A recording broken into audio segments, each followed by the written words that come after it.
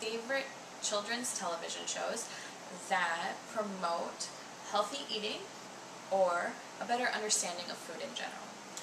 So, here are my suggestions for you.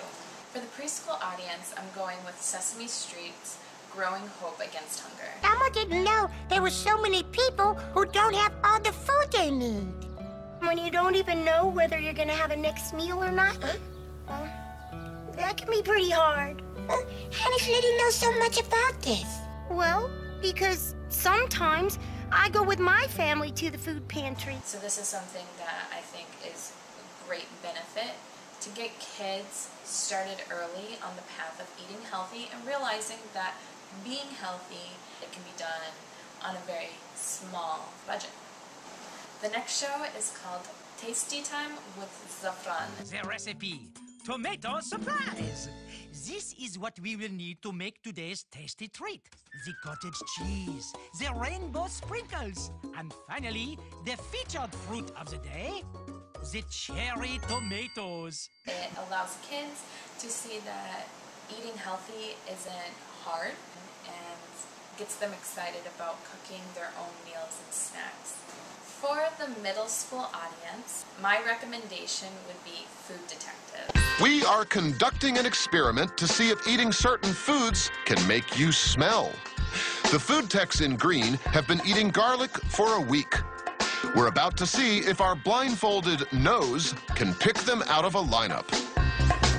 This is an awesome show that pairs science and food and answers all of those questions we've always had about how food works. It really is the Mythbusters of food, and it allows children to see that there's more to food than just eating it. Another favorite of mine that can be for late elementary to middle school age levels is Bizarre Foods with Andrew Zimmerman. Cleaning the fish.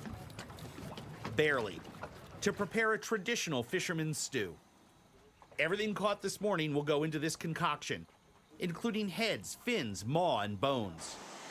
This show opens the door to new cultures and new foods that kids might not have realized people in other countries are eating.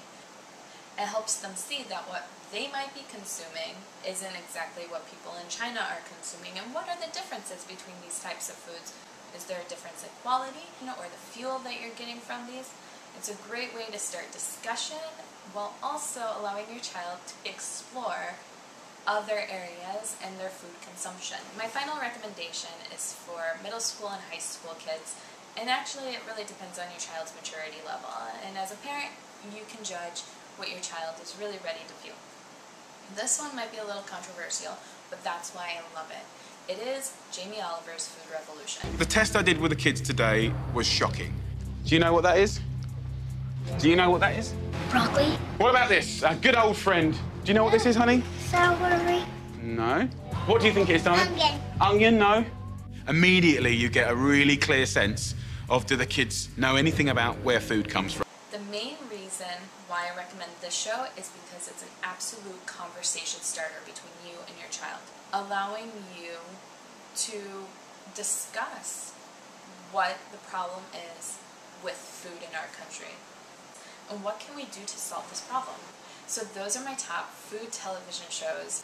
It's a great way to incorporate healthy living into daily television viewing. And it'll give you and your child the ability to sit and talk about topics that might not have been brought up in regular conversation.